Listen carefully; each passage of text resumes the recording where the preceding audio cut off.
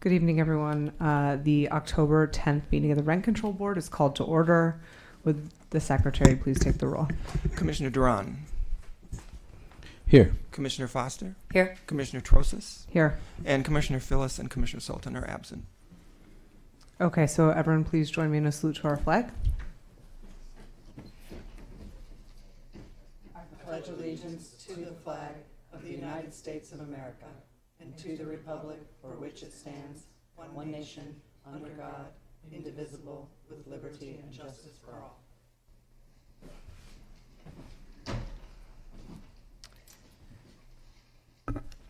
Great. Now, as is customary, does anyone have a motion to approve the minutes from our last meeting? So moved. I'll second. I would just say that I have to abstain because I was not there. I don't know if that presents a problem, Brett. Okay. I don't? Okay. All right, fine, because we only have 3 people here, so yeah. All right. We had a move in second? Yep. Okay. Can we, all those in favor? Aye. Yes. No opposed? All right, moving on. Special agenda items. This is our time for brief announcements, commendations, awards, introduction of special guests. Our esteemed executive director will update us. Okay, good evening. I have just one item this evening. I wanted to mention that next Tuesday in the morning at 9:30, we'll be giving our maintenance seminar. And this time, we're going to have both the city's Code Enforcement Division and the County Health Department participate in the seminar. It will be at the main library, MLK Auditorium. It will have a variety of information about what owners need to do to maintain their rent-controlled buildings, what the maintenance and repair requirements are. And there will also be time for questions and answers. And any tenants, owners, and property managers who are interested are welcome to attend. We're also going to record this session so we can put the recording on our website for anybody who can't attend. And anybody who would like to sign up should contact our office at 310-458-8751 or by email at rentcontrol@smgov.net. And then I just also wanted to mention you have a written communication on the dais that we received this afternoon regarding tonight's public hearing. And that's what I had. This is, are you referring to The letter from, Yeah. yes. Mr. Corrigan? Yes, James Got it. Corrigan. Yep. I have a Yes. question, Bruce. Yep. Special. Commissioner Foster? Thank you. Commissioner Phyllis is just running late and wanted to insert at this point in the meeting a desire to see more information about electric car charging issues be mentioned at the upcoming maintenance seminar as an opportunity to further educate both parties as to both the recently passed bill in Sacramento and also the city's local program. I'm sure we can do that. Mr. Costello is here and he runs the seminar, so I'm sure he will do that. Thank you. I have a follow-up question to that. Do we ever do any sort of like new laws training or educational seminars for landlords and tenants so that they can know, updates to law, new regulations, how they would apply to them? We haven't done that, but it's certainly something that we could when there's a law that directly affects our rent control law. We could do that, or just general information. Okay, maybe we can wait till Mr. Augusta comes and gives us his report, but I think that in light of the plethora of bills, could be something to think about. Could I make a comment Yeah, sure. about that? So I was reminded recently that anywhere there's tangential overlap in what we do and laws that don't necessarily directly come under our purview, there's definitely room there to advise. For instance, when we grant owner occupancy exemptions, there would be acknowledgement in the official notice to both parties that there have been changes in laws that are not our law, that are state or city ordinances. And so I think that's also an opportunity for people to hear that sort of thing. I wholeheartedly agree, so I don't know if Mr. Costello is writing that down. Okay, great. Looks like he is. Okay, and anything further? It appears that Commissioner Phyllis has now joined us. Did you have any special announcements, Commissioner Phyllis? She said about the electric vehicle thing. Okay. Yeah. Okay. Moving on, we have public comment, item 7. I do not see any public comments. Nope, we don't have any members of the public coming to address us. We'll move on to item 10, a jurisdictional exemption owner occupancy at 1418 15th Street. I don't know that do people want to hear a staff report? Did people want to hear a staff report on either of the on the owner occupancy exemption? Okay, do I hear a motion? I move that we grant the owner occupancy exemption for 1418 15th Street. I'll second. Okay, great. Could we get a roll call? Commissioner Duran. Commissioner Phyllis. Yes. Commissioner Foster. Yes. And Commissioner Trosis. Yes. Motion carries. Great. Okay, moving on now to 10B, our appeal at 1226 25th Street. Can we hear a staff report on that one, please? Do we want us to swear in the translator? Before the staff report? Sure. Okay, let's swear in the translator. And I don't have his name again. What, do you have, Oh, his my name there? apologies. So we have Mr. Amir Fares. Yes. Alrighty. And if you would raise your hand. Do you solemnly swear that you will well and truly interpret Farsi into Spanish and English into Farsi and Farsi into English to the best of your ability in the cause now pending before this board? All right, thanks. Great, thank you. Mr. Gwynn, can we please hear a staff report now? Commissioners, the 6-month lease from 2015 of the tenant Mariam Rahbar said that her initial rent would be $2,000 and that she was required to pay for gas to her apartment as measured by the meter for that service in her landlord Leila Khajanuri's name. The meter also included gas provided to the common area laundry facility. For the first year, the tenant was not asked to pay the landlord's gas bill. In the second year, the landlord, Ms. Khajanuri, began demanding that the tenant pay some of the bill. The tenant, Ms. Rahbar, paid what was asked and now claims that those payments constituted excess rent. The hearing officer agreed and found Ms. Khajanuri liable for excess rent. She also found that the landlord collected reg fee pass-throughs and surcharges to which she knew she was not entitled. Ms. Khajanuri has appealed that decision. Under the rent control law, the initial base rent is the amount actually paid by a tenant during her initial lease term. Here, Ms. Rahbar actually paid $2,000 in rent during the initial lease term, so that locked in that amount as the basis for her future maximum allowable rents.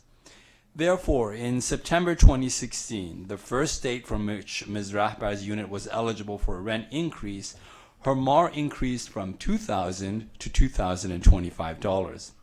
But Ms. Khajanuri collected $2,100 in rent, which purportedly included $20 for gas. Ms. Khajanuri never gave a written increase notice, so she only had the right to collect $2,000. Everything she collected in excess of that from September 2016 to August 2017 became excess rent. Ms. Khajanuri even testified that she knew that the increased amount was unlawful, but she collected it anyway, a knowing violation of the law. In September 2017, the MAR for the unit went up from 2025 to 2065. This time, Ms. Khajanuri did issue a written rent increase notice, but the notice was erroneous. It based the increase on a 2016 MAR of $2,100 when it was in fact $2,025. The notice also included tax surcharges, even though Ms. Khajanuri did not include a copy of the property tax bill as required for imposing the surcharges. It also included an additional amount to supposedly cover for gas. So the increased notice said that the rent would be $2,178 instead of $2,065. In fact, Ms. Khajanuri only collected $2,138, apparently because of a discount she gave for disputed upgrades paid for by Ms. Rahbar. Nonetheless, the amount collected that year was also in excess of the MAR. In September 2018, Ms. Khajanuri gave a written rent increase notice as required, but she compounded the previous year's error by adding the GA to 2017's inflated rent. She also passed through tax surcharges without providing a copy of a tax bill. And that year, she also passed through reg fee surcharges, even though she had not paid her fees on time, disqualifying her from being able to pass through the reg fee. Based on these facts, the hearing officer concluded that Ms. Khajanuri had overcharged rent in those years from 2016 through 2018. In an excess rent case, when calculating the historical MAR, the board's regulation states that if a landlord knowingly collected excess rent, the hearing officer should not include the GA in calculating the excess rent. The testimony is clear that Ms. Khajanuri knew that increasing the rent without a written rent increase notice in 2016 would, quote, get her in trouble with rent control, but she kept the excess rent anyway. And the following years, she used the inflated rent in calculating the 2017 and 2018 increase notices. Because Ms. Khajanuri knowingly collected excess rent, the hearing officer followed the board's regulation and did not give her credit for the GA for those years in calculating the historical MARs. Ms. Khajanuri argues that she should be given credit for the GAs because she did capital improvements to the unit. Whether she did or not, however, is not a basis for a rent increase under the board's regulations and does not change her knowing violation of the law. Ms. Khajanuri also mentioned that she discounted the rent in 2017 by $60 a month, but all that did was reduce her eventual excess rent liability. She further argues that the hearing officer's decision should be reversed for other reasons. She charged Ms. Rahbar in less initial rent than the last tenant. She remodeled her unit. She reimbursed Ms. Rahbar in cash for upgrades that she had paid for. She undercollected the security deposit. She provided a furnished apartment with a piano and a Persian carpet. And that Ms. Rahbar has a history of disputes with her landlords here and back in Iran. None of these reasons are relevant under the board's regulations in a determination of liability for excess rent. For these reasons, staff recommends that the board affirm the hearing officer's decision. Okay, thank you. We have a couple of comments on this item. Ms. Khajanuri, you have 5 minutes. Hi. And you can just approach the microphone.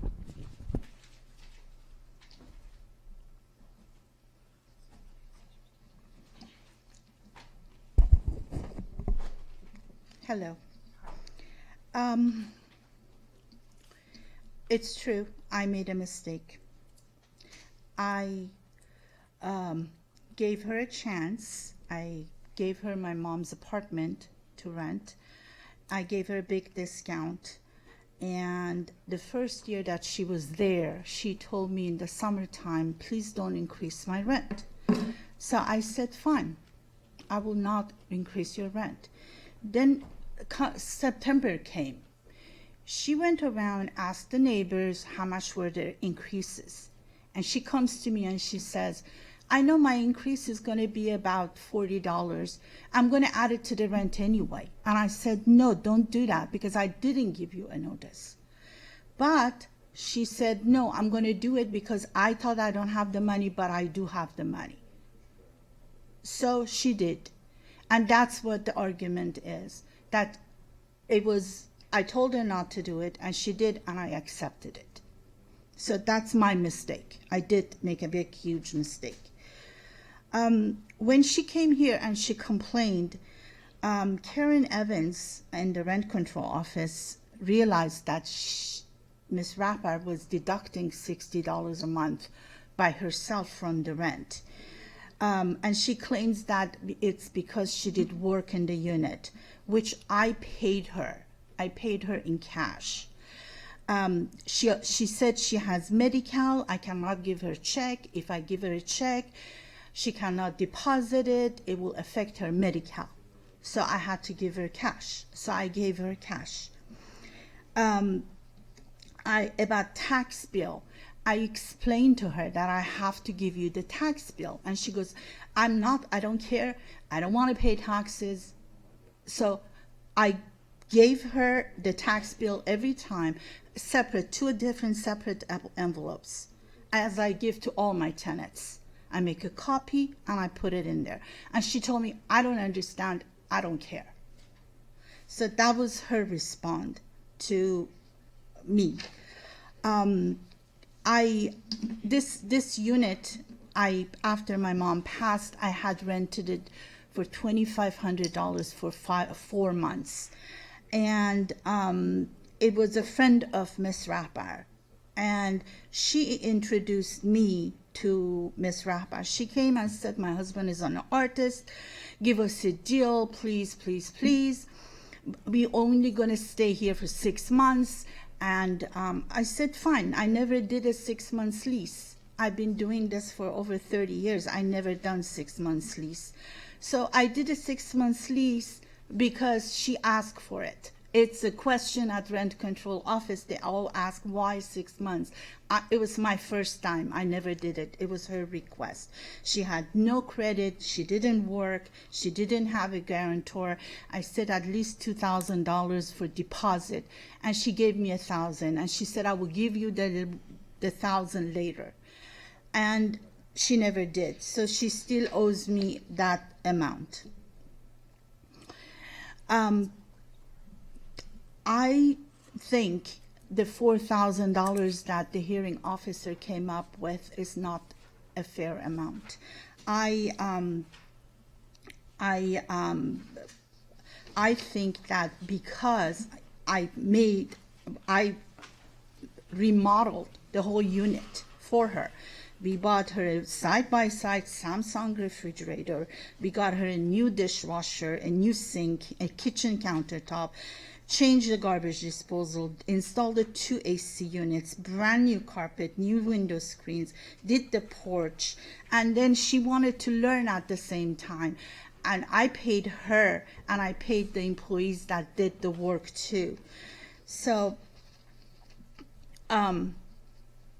we had a verbal agreement from the beginning that I cannot put another water heater in the laundry room. There's no room. There's only room for 4. And I told her the gas bill, when it comes, it has to be under my name. So she went this year and changed the name and put it under her name. I called the gas company. So they switched it back to my name. And then I've been telling her, you need to pay gas. One of the payments, the first payments, one of the checks she gave me was like $200, and that's what she says now that I took excess rent. But it was for the whole year of gas that she was supposed to pay. Is that my 5 minutes? Yes, No. time is up. Does anyone have any questions for her before she leaves? Question? I have a question. Okay, Commissioner Phyllis has a question. Yes. So my question is, I'm curious about the security deposit issue. So did you ever collect, what was the security deposit that you required? $2,000. $2,000. And how much did you collect from her? $1,000. And did you ever tell her that she could add the remainder, the $1,000 remainder onto rent to pay you that way? I ask so many times, and every time I ask, she has an issue. My husband didn't send me money. I don't work. I don't have money. Always an excuse. She manipulates. No, I my understand that, money. and that's okay. My question is, did you ever think, was there ever any discussion that the extra money that she was paying toward her rent was going toward the security deposit? No, Okay. no. Hi. You mentioned 30 years. You've been managing tenants for 30 years. Yeah. Okay. In Santa Monica. In Los Angeles too. Okay. Thank you. Okay, thanks. No further questions. Thanks Thank for your you. time. Thank you. Thank you. Oh, okay. Commissioner Duran has a question. I'm sorry. sorry. Commissioner Can Duran I ask has you a one question. question? Thank you. Sorry about that. I'm wondering redoing the apartment, getting all the refrigerator and all those things. How many years before that had there been a replacement? The fridge was brand new when she moved in, and Okay. somehow she broke it, and she blamed everything except, and I said, fine, I get you another fridge. And how about the other items that you had mentioned? She said if you pay for the material, I will take the counters off, and we can spend $300 to buy countertops from Home Depot. So she went to Home Depot. She calls me. She says they don't have the ones. It's not going to be. It's going to be more. Then she hired somebody to bring the countertop, bring the sink and faucet, change everything. At the end of it, I almost paid, I think, about $3,000. Okay. This is without the dishwasher. This is just the countertop. I'm sorry. My question was, before these got replaced, what was the before. time? How long- long had it been since it had been refurbished before? Okay, 15 years. Okay. 15 years. Right. I have pictures of before. It That's okay. wasn't in a bad shape. It was okay. Thank you. Okay. Any further questions? No, thank you. Okay, great. Moving on. Mrs. Rothbar, you have 3 minutes, and what will happen is we will pause when your interpreter is speaking and just run the clock for her, correct? Okay, but not for her. Okay. All right. Please proceed. لطفاً شروع کن. متشکرم. Thank you. من و خانم خواجه نوری روابط بسیار دوستانه داشتیم با هم. Me and Ms. Khajanuri used to have very cordial relations with one another تا وقتی که ایشون در سال 2017 از من یه خواسته خیلی عجیبی کردن. until in the year 2017 she asked me for a very strange favor. و من اون کار رو انجام ندادم I did not do that, و از اون موقع کارهای ایشون برای بیرون کردن من شروع شد. ever since that time the stuff that she engaged in order to throw me out began. هرگز از من $2,000 بابت دیپازیت نخواسته بودن. She had never asked me for $2,000 of deposit, ولی $1,000 از من خواستن به مستاجر قبلی بدم but she did ask me to pay $1,000 to the previous tenant که دوست من بود who was a friend of mine, و من چک اونو دادم و کپیشم اینجا هست and I paid that check and I have the copy here. و گفتن این رو یا به تو برمیگردونم یا میذارم روی دیپازیتت. She said I will either return this to you or add it to your deposit. ولی هیچ کدوم از این اتفاقا نیفتاد. But neither of these two happened. در مورد کانترتاپ آشپزخونه With regard to the countertops in the kitchen, هم کانترتاپ و هم کابین زیرش مولد داشت. both the countertops and the cabinets had mold underneath them. تمام فیلم ها و عکس ها موجوده. I have all the films and all the pictures. کار من سینماست و برای همین همیشه کار قبل و بعد رو میگیرم تصویر. I am in I'm working this film industry and I always take pictures before and after. من هرگز به هیچ کس در زندگیم نگفتم من پول ندارم چون این کاملا شخصیه. I have never in my whole life told anyone that I do not have money because this is very personal. و من از جولای 2013 دعوت شدم به امریکا و اومدم اینجا. And since July of 2013 I was invited to America and I came here. و از سال 2014 من فایل تکس کردم و همین امسالم تکسمو دادم و مدارکش موجوده. And starting in 2014 I filed for taxes and this year too I filed for taxes and I have the documentations for it. و هرگز خانم خواجه نوری پول کش به من And ندادن. Ms. Khajanuri has never given me cash. فقط یک بار پسرشون رفتن به کشور من به ایران Just one time her son went to my country, Iran, و مهمان من و فامیل من بودن در اونجا and was a guest of me and my family there. و اونجا احتیاج به پول و همینطور پول برای ویزا And there needed money and as well as money for visa چون بدون ویزا و با پاسپورت تونسی رفته بودن because he had gone there without a visa and with a visa from Tunisia. و میتونستن تو فرودگاه ویزا بگیرن و تمام هزینه رو یکی از دوستان من پرداخت کرد در ایران. Could get a visa at the airport and all the expenses for it were paid by a friend of mine in Iran. و تمام یک ماه میهمان ما بودن. And for the course of the entire month was a guest of ours. و خانم خواجه نوری اون مبلغی رو که قرض کرده بودن در ایران پسرشون از من به صورت کش به من دادن. این تنها پولی بود که ایشون به من And دادن. Ms. Hajinuri gave me back the amount that they had borrowed in Iran by her son. This was the money that they gave back to me in cash. و من خونه رو ریمادل نکردم، ریپیر کردم. ریچی؟ یعنی خرابی ها رو درست کردم. کلمت چی بود؟ ریپیر. Repair. Oh, and I did not remodel the place. I repaired it. چون سقف خونه یکی از اتاقا ریخته بود. Because the roof of the ceiling of one of the rooms had fallen. مولدا رو تمیز I کردم. cleaned up the molds. و بارونی که از پنجره می اومد داخل و تخت منو خراب کرده بود، پنجره ها رو درست As کردم. well as the rain that had come out of the windows and ruined my bed, I fixed the windows. و قرار شد که همه اینا رو پرداخت کنن که And نکردن. she was supposed to pay for it all, which she did not. فقط $2,000 بابت کانترتاپ پرداخت کردم She just paid $2,000 for the countertop توسط چک. by means of a check.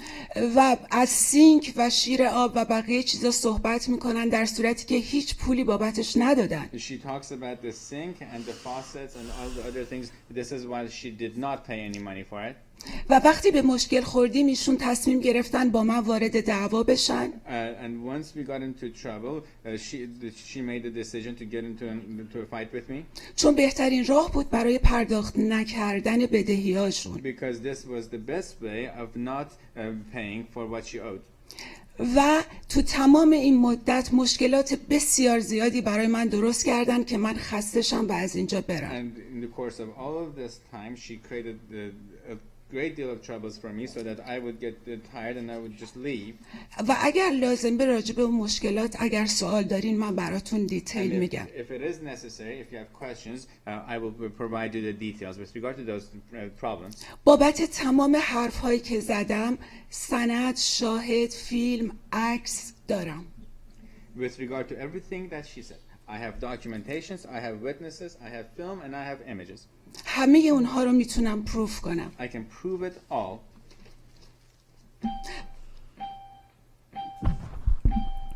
Thank you, Mrs. Rahbar. Do we have any questions for her? No. Okay, thank you for your testimony. We appreciate it.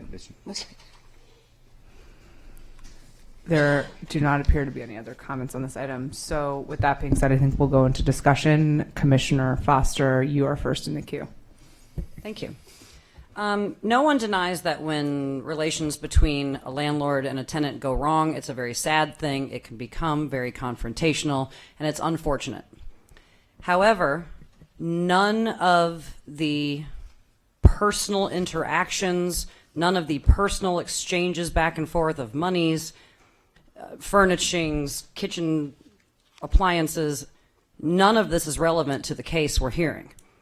A landlord of 30 years miscalculated the rent on numerous occasions and overcharged, also engaged in the practice of what we casually call rubs billing, which is illegal.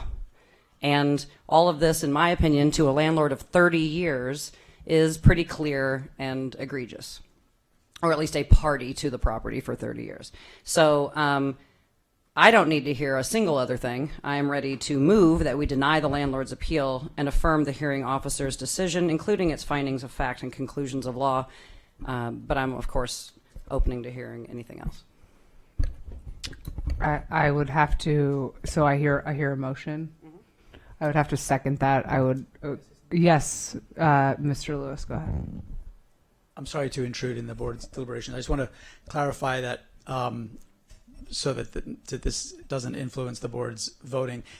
Rubs billing is not itself illegal. What's illegal is charging more than the maximum allowable rent. So if a person engaged in rubs billing, but the water bill went down, and that doesn't happen a lot, but if it did, it wouldn't be illegal. So I just wanted to be clear that the board isn't making any decision based upon the idea that rubs billing itself is per se illegal. Thank you. Thanks for that clarification. We appreciate that. Again, back to the motion at hand, I would have to second that motion and state that the written lease stated $2,000 a month At no point during the initial term of the tenancy was more than that charged. That was the base amount of the tenancy. Again, all of the issues, the interpersonal issues, the money exchanging issues, not relevant to me. I'm sorry that we're in this situation. I obviously myself have presided over probably over 1,000 landlord-tenant mediations where these things happen, and I know that these things are very difficult. But with the case at hand here, we can only talk about what kind of excess rent was charged. And I would have to echo Commissioner Foster. If you've been a landlord or a party to this property for 30 years, you should know better. Ignorance of the law is not an excuse for anyone. Mistakes, unfortunately or fortunately, are not an excuse. And what is relevant to me is the clear overcharging and the admission here that there was a mistake made. So to me, I would have to also affirm and second the motion.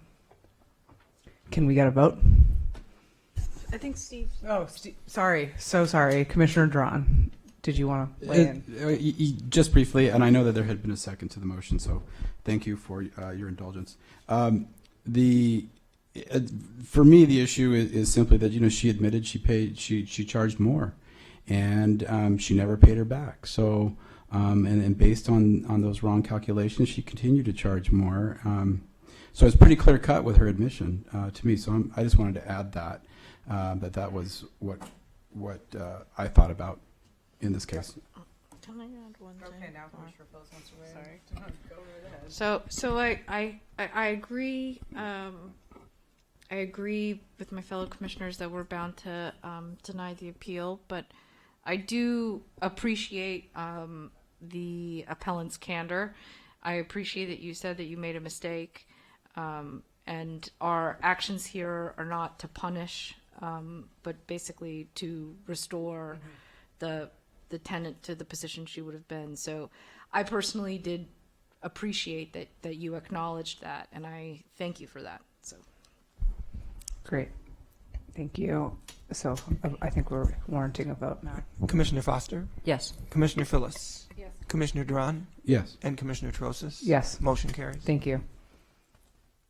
All right, moving on to our public hearing items here. 11A, we're considering adopting new regulations. Mr. Lewis, did you want to give us a staff report? Thanks. Thank you. Sorry, there's a late hit. Oh, sorry. Okay. Sorry, go ahead. Okay. Confusion. In 1041 20th Street LLC versus the board, the Court of Appeal confirmed that a removal permit does nothing more than permit an owner to take a controlled unit off the market. The court further clarified that a removal permit does not, as lawyers for the property owners had argued in the litigation, remove rent control from a unit that remains on the market. The board has issued a number of removal permits over the past 40 years so that owners could, for example, take uninhabitable units off the market. The vast majority of owners, having received such permits, have acted on them, but a small number have not. Most, if not all, of the units that those owners got removal permits for no longer qualify for removal because, for example, they're now habitable. But because existing board regulations provide no expiration for such permits, those owners could use those long ago issued permits to take units off the market, even though the removal would contradict the grounds for removal set forth in the city charter. I am proposing 3 regulations to remedy this problem. The first of the proposed regulations, 5100, makes even more explicit what the charter's plain language already makes clear, stating that, quote, a removal permit authorizes the owner of a controlled unit to cease the residential rental of that unit, unquote. The regulation also clarifies that once the board grants a removal permit, the owner may proceed under Charter Section 1806A9 to terminate tenancies affected by the permit, a necessary predicate to removing any currently occupied unit from the market. Finally, the regulation clarifies that an owner who terminates a tenancy pursuant to a removal permit must comply with all noticing and relocation requirements. The second of the proposed regulations, Regulation 5101, makes clear that any unit as to which the board has granted a removal permit remains subject to rent control for as long as it remains rented for residential purposes. It also makes clear that should a removed unit ever be returned to the market, that unit will again be fully subject to rent control. The third and final of the proposed regulations, 5102, specifies when a removal permit can no longer be acted upon. It specifies, 1, that a permit may only be acted upon once with respect to a given unit, after which it ceases to be valid with respect to that unit. 2, that a permit can no longer be used after a specified expiration period. And 3, for permits issued in the past that have already been acted upon or should have been acted upon but have not, that those permits may no longer be used effective immediately. The regulation allows the administrator, in rare cases upon a showing of good cause, to extend a permit. These provisions allow owners sufficient time to do the things that they sought the permit for. They also ensure that owners are incentivized to do those things without unreasonable delay. Finally, by providing for the expiration of permits not timely used, these provisions ensure that an owner will have to again apply for a removal permit, proving that the grounds for the removal are still satisfied before taking a controlled unit off the market. Thank you very much. Thank you, Mr. Lewis. We do have a letter, which of course we're taking under advisement, but we do not have any public comment, which is unfortunate because we were here to hear from the public on their opinions. And you know me, I like to have some community engagement, but I guess we'll have to just discuss amongst ourselves. Commissioner Phyllis. I think these regulations are common sense, make good, conform our regulations to the Court of Appeals ruling. I thank our counsel for drafting them, and I am ready to support them when my fellow board members are. I'll talk since no one else is saying anything. I would agree with that. This seems fairly straightforward to me. We want to make sure that we're in accordance with the law, and I thank you for proactively going ahead and drafting these for us. Do we have any other comments? I can make a motion. Sure. Okay, I'll entertain a motion. I'll move that we adopt new regulations 5100, 5101, and 5102 as drafted in the staff report. Second. Okay, can we get a vote? Commissioner Duran. Yes. Commissioner Phyllis. Yes. Commissioner Foster. Yes. And Commissioner Trosas. Motion yes. carries. Thank you.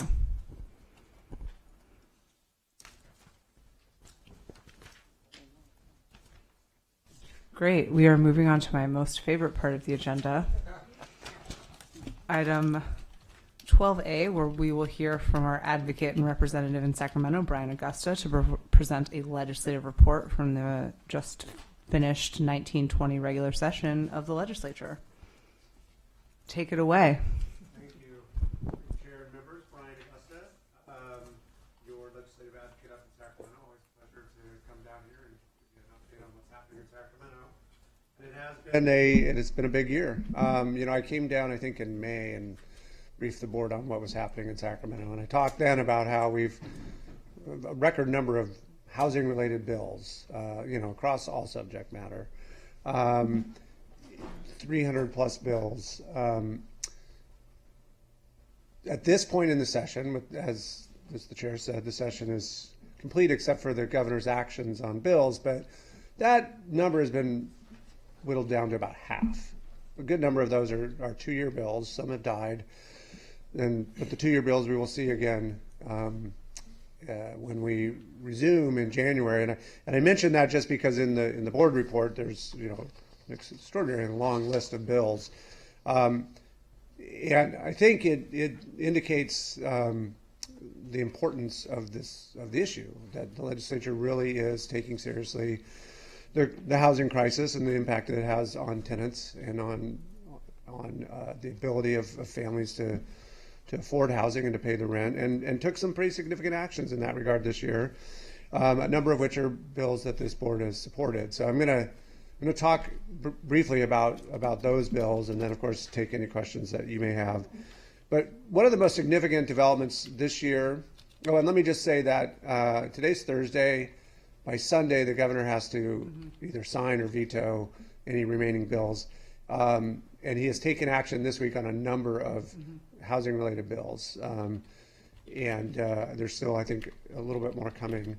So some pretty significant announcements in that regard. Not too many surprises. But anyways, I was beginning to say one of the most significant developments this year in the legislature was a really significant focus on addressing the housing crisis from the perspective of renters who are currently facing rising rents.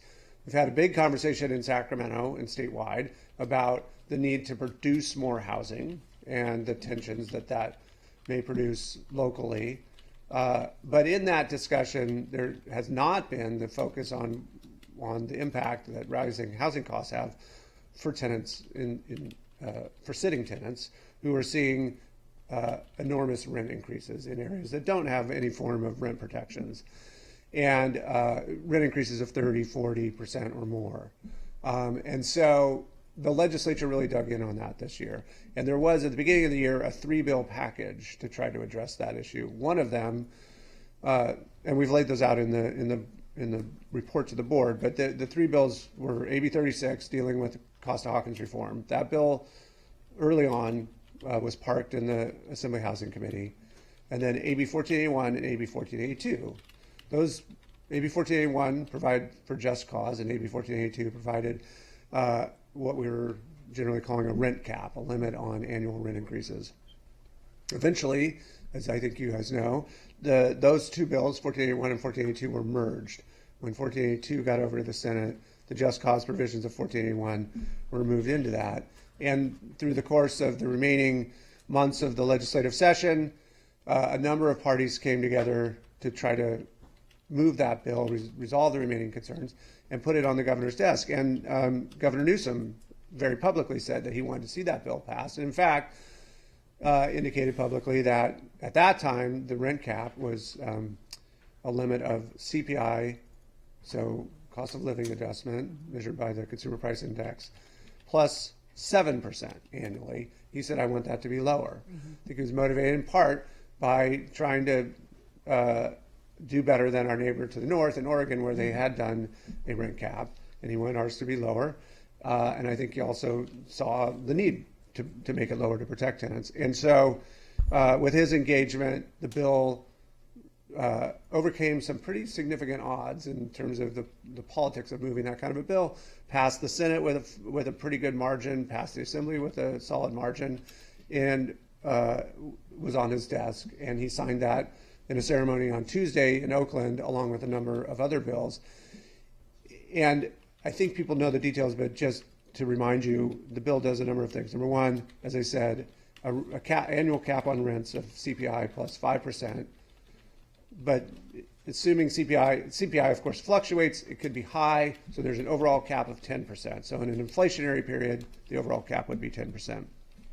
It also, for the first time in California, establishes a requirement to demonstrate cause when terminating a tenancy. And those protections don't kick in until the tenant has been there for at least 12 months, right? But those protections, and then in some instances it may reset depending on if a roommate moves in. And then those protections, cover, of course, the things that we would all expect to be good cause: failure to pay the rent, nuisance, committing waste, or destroying the premises. And they also include some sort of no-cause purposes like owner move-in or substantial rehab. The most important thing with respect to this board is that the bill covers those units that your charter does not cover. So, and that is true in every rent control jurisdiction. Any jurisdiction that has a locally enacted rent control ordinance that's lower than the cap, those units are exempt, but the bill provides protections to the remaining tenants. It does have a 15-year new construction exemption. There's an exemption for most single-family homes, except those owned by corporations and REITs.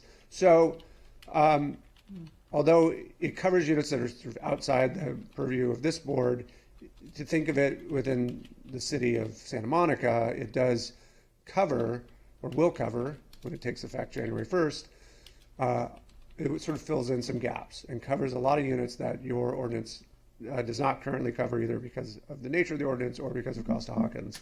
So, a pretty significant set of additional protections for tenants who aren't currently protected by local rent control. And the inclusion of the just cause provisions, I think, is widely seen as being a real advancement to prevent unjust or unfair evictions. there's obviously going to be a lot of questions that are coming over the months, possibly from you all, from others, about what are its implications, what does it mean, and how do we view it locally. But really important development. I also wanted to, switching from that to another bill in the rent control realm, AB 1399 by Assemblymember Bloom, deals with an issue that has fostered litigation here and in other nearby cities under the Ellis Act. And this bill helps to clarify the original intent of Ellis by making it clear that there is one withdrawal date, and that there's one date for putting the units back onto the market, and that the punitive damages provisions of the Ellis Act are not sort of a get out of jail free card, that payment of those damages does not absolve the landlord from complying with the Ellis Act. So in some respects, a very technical bill, but a very important one for clarifying what many had thought the law already provided for, but which had some ambiguity that was being exploited and producing unnecessary litigation and also displacement prematurely of tenants who would otherwise be protected. And so that bill also was signed by the governor on Tuesday. I think, together provide some really important clarifications and protection in the law. And then one other bill that has not gotten quite the attention that 1482 has gotten, but I think is fairly significant, is SB 329 by Senator Holly Mitchell, which extends protections which have been locally enacted in Santa Monica and elsewhere to Section 8 voucher holders, that prohibits discrimination against a voucher holder on the basis that a portion of their income is being paid through a third party, through the Public Housing Authority or through some other entity that helps cover a portion of the rent.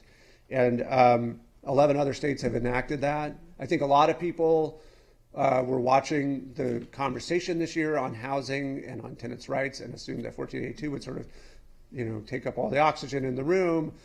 But 329, I think its passage with a fairly significant margin indicates just where the conversation is in Sacramento on some of these issues, and the rising concern even from members who traditionally are sort of more moderate members who may not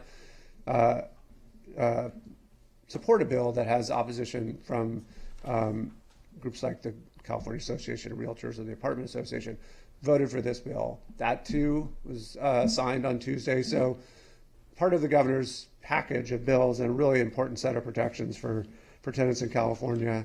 I want to note, as we do in the report, that some of these developments, particularly 1482, we're getting a lot of questions. What does this mean for potential ballot measure on Costa-Hawkins reform? As you all know, Prop 10 was on the prior ballot and went down to defeat. That initiative would have repealed Costa-Hawkins. The same proponents, or at least one of the proponents of Prop 10, is circulating a ballot measure to put essentially a reform measure on the 2020 ballot. It has reached the milestone of more than 25%. I think it's greater than that now in terms of signatures that they need. And so I think most folks expect that we will see that on the November ballot. Does 1482 change the conversation about that bill? I think it's yet to be seen. I expect that we will hear opponents of the reform measure saying that what we've done in 1482, what the state has done in 1482, is sufficient. I think there are many voices who still believe that, particularly the vacancy decontrol provisions of Costa-Hawkins need a second look, need to be reconsidered, considering the rapidly rising rents. That's going to be the debate that we're all going to be watching between now and 2020. But notwithstanding the action of the state on 1482 and the important protections it provides, there is still the conversation happening about Costa-Hawkins and asking the voters to modify that. So it's going to be an interesting couple of another year and a half on this conversation, in the legislature as well as we continue to expand protections and debate these measures about housing production. So that gives you some flavor of what we've been focusing on in Sacramento, and a number of the bills that this board has taken a support position on this year have landed on the governor's desk and been signed. So for now, I'll end there and take your questions. We actually have a public comment first before that. So, Mr. Millman, you have 3 minutes. If anyone wants to submit a late chit on this item, please do so now. Michael Millman, Millman. So everyone, I guess, appreciates and fully understands my admiration and respect for Mr. Augusta's exceptional and outstanding abilities in Sacramento. I'm up here because I'm his client. You see, I pay, or my tenants pay, and then my family pays for a portion of this fine gentleman's salary, which he earns and deserves. Are you addressing the board? But I think in the future, going forward, maybe people that provide housing ought to meet with him down here and have a roundtable discussion so he best understands our point of view, since he is our lobbyist. We're paying for him so that he has a good concept on what we think is beneficial to protect tenants, preserve and protect housing that might be at risk. And that is why I'm up here tonight, because I believe we're entitled to have that input with our lobbyists. And I feel that just rubber stamping some of these bills from the dais is not appropriate, not fair, not American, doesn't serve due process, and is a taking of those owners' rights to merely talk to our lobbyists. He has the right to reject and dismiss our opinion. So that's why I'm up here. I paid my ticket to have this excellent gentleman be in Sacramento. And I would just like to have the landlords have an opportunity to meet with him from time to time after new legislation comes through. We might support it. We provide the cheap housing. Cheap. Yes, ma'am. Cheap under rent control. We provide it. We are not luxury, newly constructed units that are exempt. We're older stock that are now paying for earthquake retrofit, no help from my good friend, balcony and stair construction, no help from my good friend. So yes, our units are very, very economic and cheap. Thank you for your time. Thank you very much. I think we can all agree that we do have an excellent lobbyist, so appreciate that comment. Now we'll move on. We have some questions from the commissioners for you, Mr. Augusta. Commissioner Foster. It just so happens that the first bill I had highlighted, other than the ones you gave a big overview on, because I think we appreciate and got the point on those, but I'd like to dig into some of the other ones. AB 234, Nazarian, allows a 30% income tax credit for seismic retrofit program. It does have a cap. I'm curious if you could highlight for our tenants and landlords in Santa Monica how this might or could affect or benefit them. Right. Well, this is something that Mr. Nazarian has pursued for a number of years now, right, to provide essentially some form of additional financing or public subsidy or a tax credit that would incentivize landowners to retrofit their buildings to prevent earthquake collapse during an earthquake. It's kind of surprising to me that it hasn't gotten more traction given the huge risk that we face, particularly in this area and in the Bay Area. And so, your board did not, I don't recall, take a position on that particular measure, but that is the kind of thing in Sacramento that they're looking at to address some of those concerns. Right, but what do we know yet what a program would look like? I just see a round figure of a certain amount of tax credit. Well, you know, and When it I'm becomes not gonna available, recall the can we- details, but it is spelled out in the bill, and I think that's something that if Okay. this were, I think the challenge on this is that measures like this with recent administrations, they want that kind of conversation to happen in the budget because of the potential impact of the general fund. So perhaps that will be part of the budget discussion this year. Okay, great. Maybe we can track that one, and if it fits the board's mission, we could offer support for that.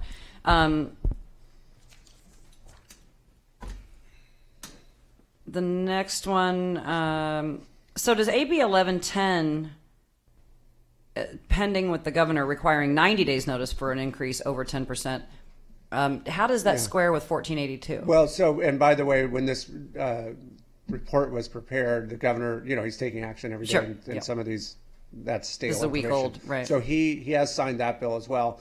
Existing law requires that a rent increase of more than 10% requires a 60-day notice.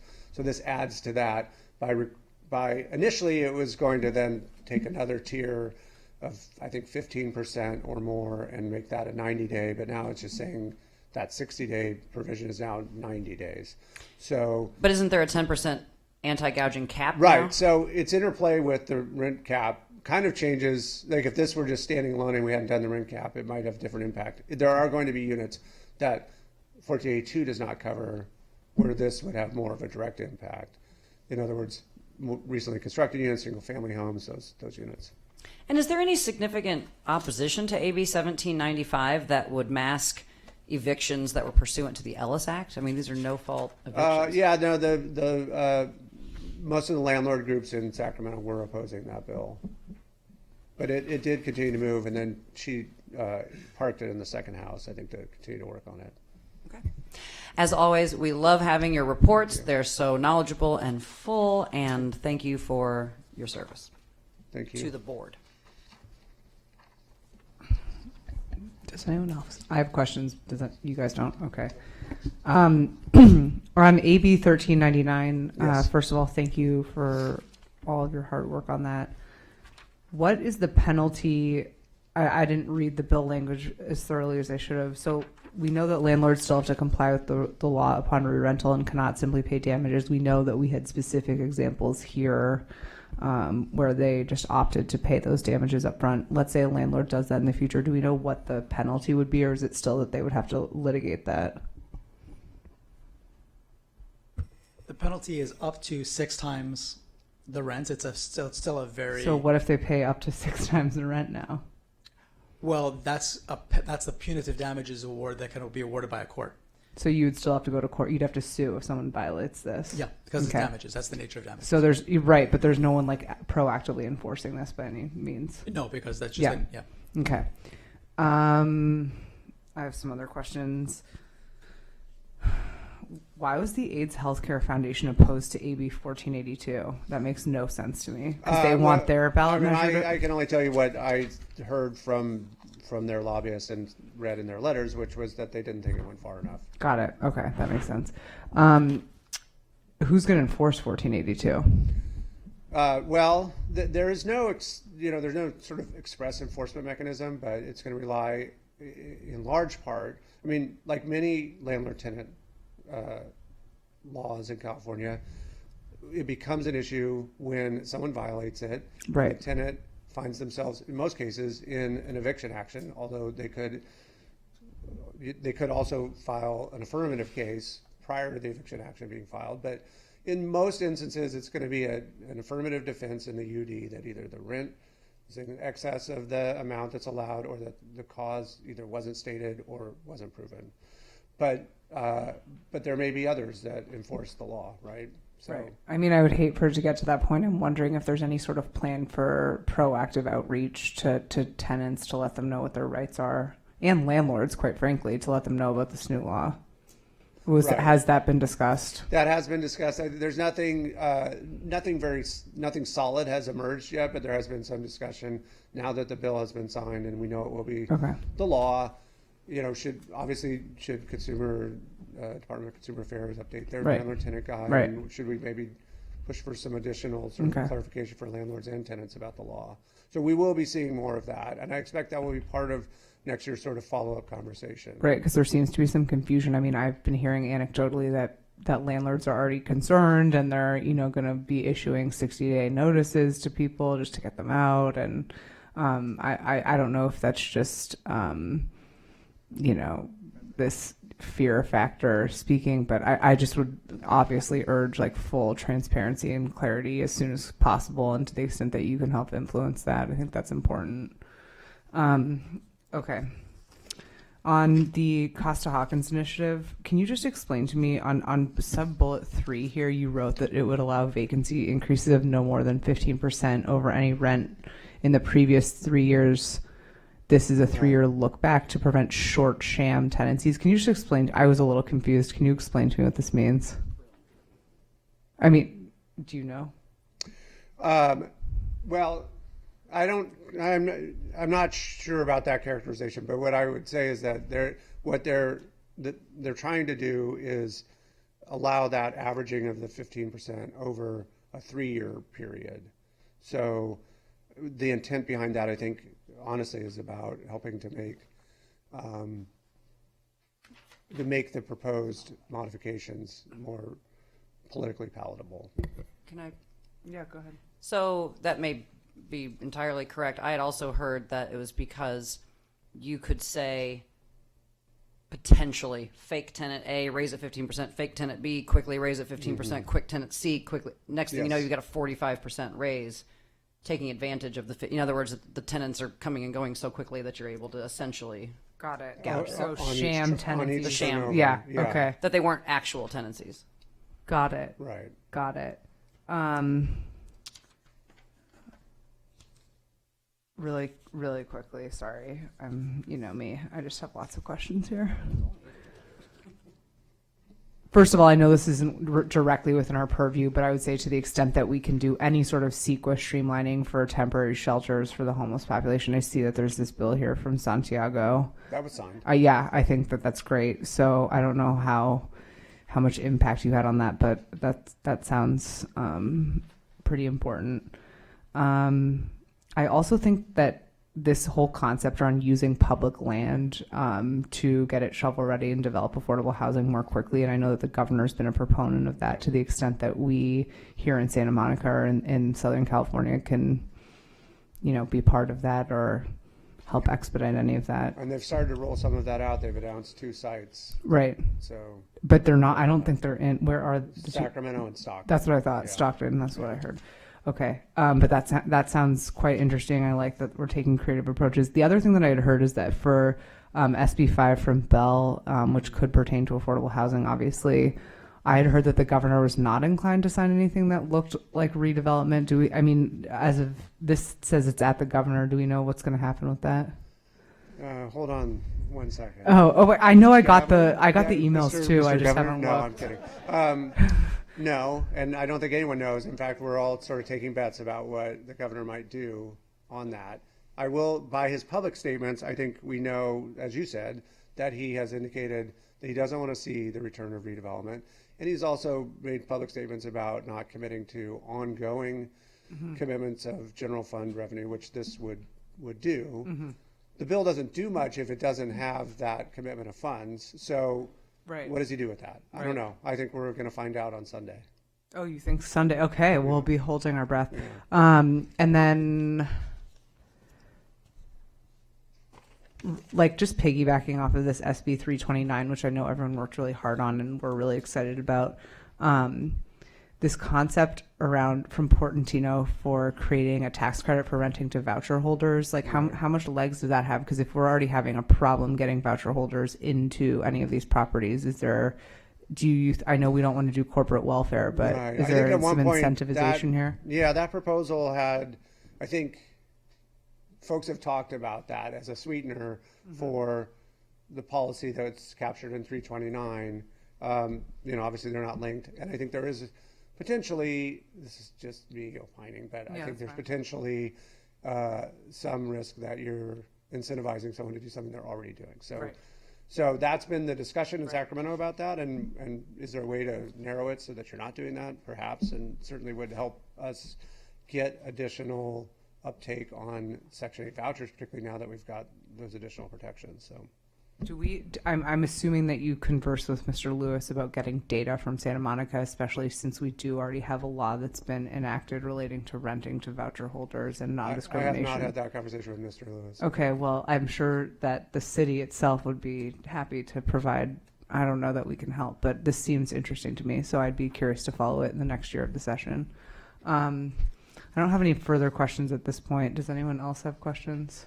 I just have to say again, thank you. I don't know if everyone realizes it, but you and Anya and your team are kind of like the backbone of getting all of this done over the last few years. So it's been pretty amazing, the transformation that's happened in this state. And I think we're really lucky to have you. And I, for one, love directing your lobbying efforts because I think that we are fully and fairly enacting the spirit of the rent control, or putting forward the spirit of the rent control law. So thank you for everything that you're doing for us. Thank you very much. Okay. Moving on. I lost my agenda, but I know that we have the final budget report for fiscal year 18-19 from Ms. Condon. Yes, and I also want to thank Mr. Augusta for his hard work in Sacramento. It was a very significant year, and thank you for all that effort. All right, so this is just an information item for the board. This evening doesn't require any action. The written report is detailed, so I'm just going to highlight a few points. Last year, the board adopted an operating expense budget of $5,241,000. There were no additional appropriations during the year. With projected revenue of $5,286,000, the budget anticipated a small surplus of about $45,000. Because the budget is an educated prediction of projected revenue and expenditures, there are often variations in both, and that occurred this year as it does in many years.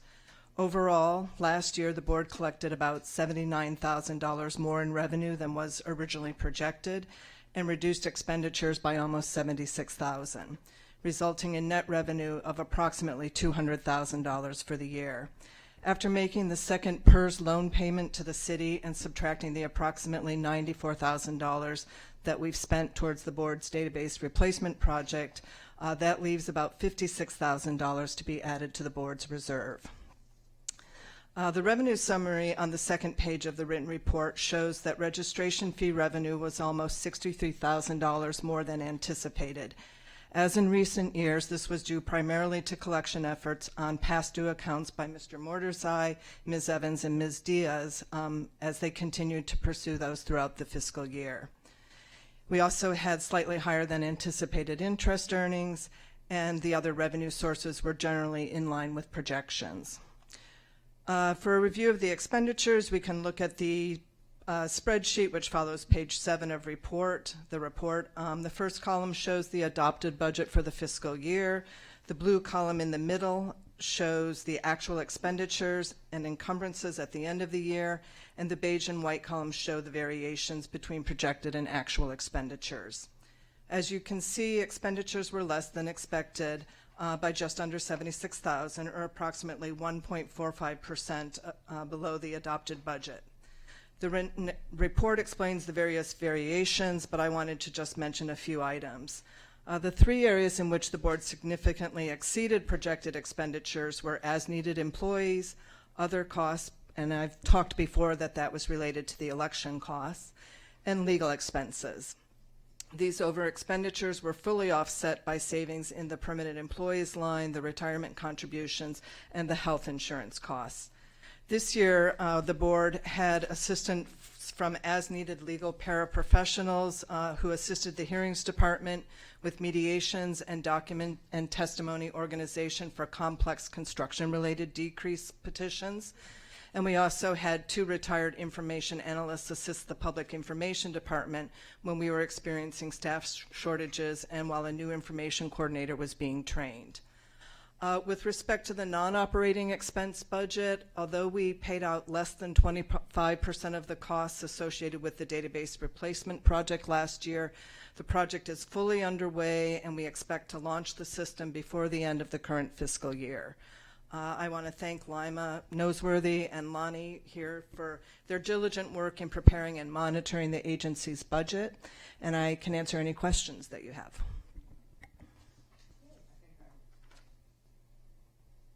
I only see myself because no one else is in the queue, but I have a few questions. Can you explain to me again why the election cost was so much higher than we anticipated? What happened there again? Well, in part, it was primarily due to new procedures from the county in terms of additional polling costs and a variety of things related to just the general cost for the election. So we had talked about that previously, but that was the primary thing. The 10-day early voting and the conditional voter registration were additional costs. Do we anticipate that even going up even further with the voting systems assessment project? I think that's possible. So okay. we'll probably have to budget more for Okay. that in the 2020 Okay.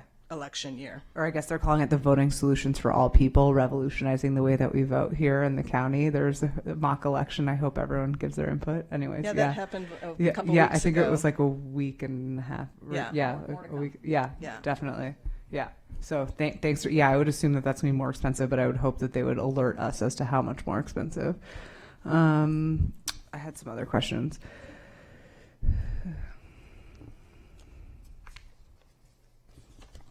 Sorry, I'm just going through my notes here. Sometimes when I read through the report, I mean, it's very, very detailed. It's a little bit confusing for me because I'm constantly going back and forth over kind of where did we have savings versus over expenditures. And then I feel like I'm reading, okay, this is the amount that we were left with. But just to clarify, chart- the total amount that we had at the end of the year over and above what we anticipated was the 75,905, correct? That was our reduced expenditures, but we also had increased revenue. Right. Over what So, we expected. like, what was our net increase to? I mean, I assume we ended the year with a net increase, right? So, can you just clarify? It is the 56,000. Okay. I guess Well, I'm. that's after we then, because if you look at this page with Yep. the summary, so we actually had, with the increased revenue and reduced expenditures, we ended up almost $200,000 to the good from the top chart here. But then Wait, we so, made sorry, where is that? right here the $200,000, Okay, yes, correct. the net revenue. Right, this and then year. what happened? We made a pay down. Then we made the expenditures of about $94,000 for the rent database Mm-hmm, improvement project and the PERS loan, the But second weren't payment. we going to do that anyways? Yes, we Yeah, were, okay, but we thought okay. we would have to pull money out of Got reserve it, to pay okay, those.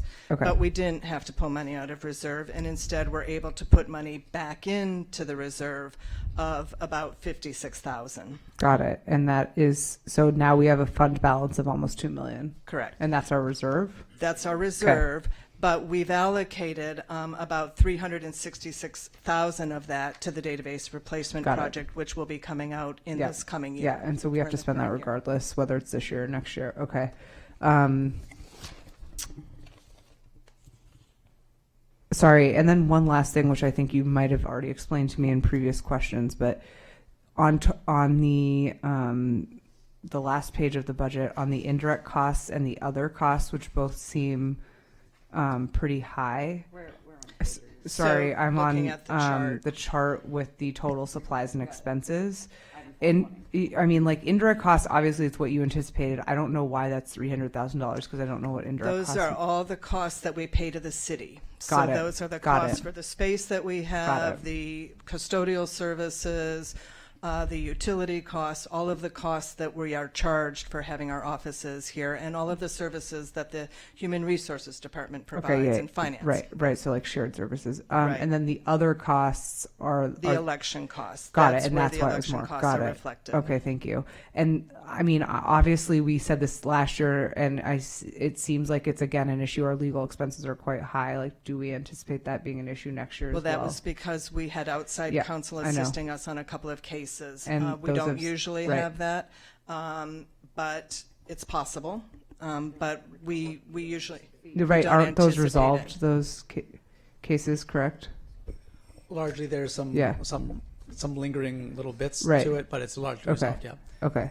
And so you're feeling confident with what our registration fee is, that we're still operating very positively here. Yes. Okay. The thing that would change that is if the board felt there was a need to add staff Right, in the next fiscal year. That would make a big difference. And, you know, we have been very conservative Yeah, I know. and lean about our staffing. And as people have left or retired, we've really evaluated whether it was necessary to replace them.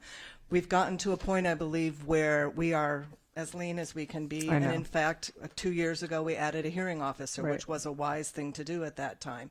If we need to add additional staff, that could change what the registration fee would need to be. But at this time, I feel like this is comfortable for us now. Yeah, because I did notice, I was going to that point, that we did use, you know, both overtime and as needed employees at a high amount. And to me, that indicates that we don't, I mean, unless I know that the positions weren't filled and we had vacancies and we have to train people Well, up and there's all of that. And the construction decreases have a big impact as well, because certain cases they're happening in large buildings Right. with lots of parties, lots of documentation and testimony, you know, more than 20 hearings in Right, some cases. right.